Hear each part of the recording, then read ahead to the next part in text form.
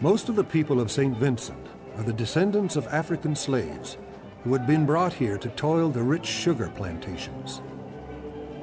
During the 17th, 18th, and early 19th centuries, slave ships had been a common sight in Kingstown Harbor.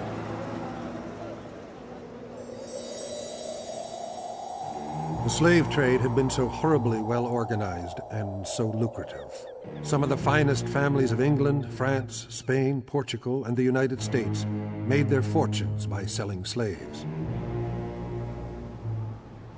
Slave traders had agents in Africa. Some were African themselves, who rounded up men, women, and children like cattle. Many they kidnapped. Many more they purchased from tribal leaders.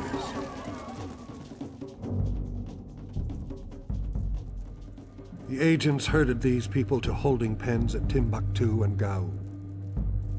From there, the slaves were transported to slave markets in Africa and southern Spain, where they were sold to merchants and ship owners. The sold slaves were then herded to the coast and loaded onto slave ships for the Atlantic crossing. They were taken to plantations in South America, the Caribbean, and North America.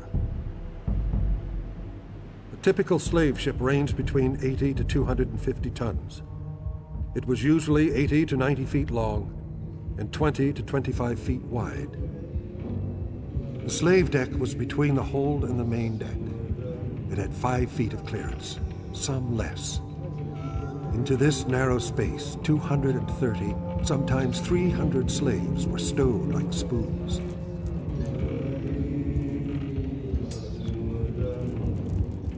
Many had to relieve themselves where they were.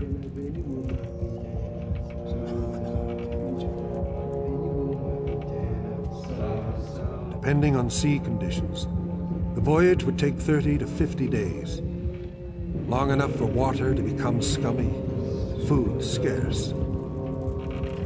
Dysentery was the worst of the diseases on a slave ship. Smallpox was second.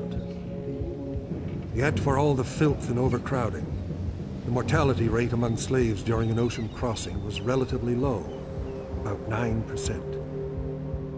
Crew members stood a higher risk of dying during the crossing than a slave. That's only because a healthy slave was money in the bank.